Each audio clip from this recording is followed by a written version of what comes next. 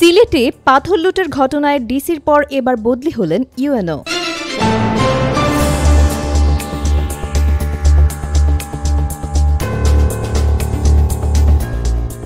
Welcome to CB news. সিলেটের কোম্পানিগঞ্জে পাথর লুটের ঘটনায় এবার বদলি করা হল উপজেলা নির্বাহী অফিসারকে।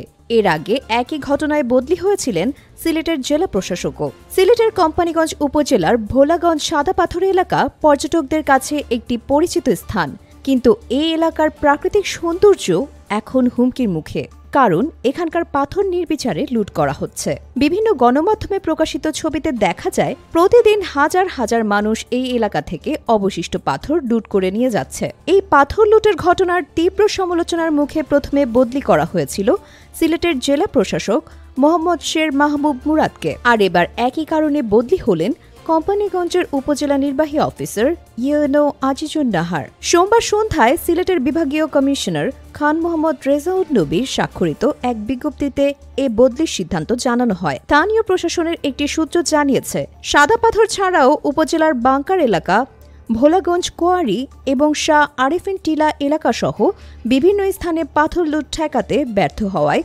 ইউএনও তীব্র সমালোচনার মুখে পড়েন। বিশেষ করে দেশ বিদেশে পরিচিত পর্যটন কেন্দ্র সাদা পাথর থেকে প্রায় ৮০% পাথর লুট হওয়ার পর তিনি তীব্র সমালোচনার শিকার হন। এই পরিস্থিতিতে তাকে বদলি করা হয়েছে। তবে বদলির কারণ হিসেবে সুনির্দিষ্টভাবে এই বিষয়গুলো উল্লেখ করা হয়নি। আজিজুন নাহারের স্থলাভিষিক্ত হচ্ছেন ৩৬তম বিসিএস ক্যাডার মোহাম্মদ শফিকুল ইসলাম, যিনি বর্তমানে ফেঞ্চুগঞ্জের ইউএনও হিসেবে দায়িত্ব পালন করছেন।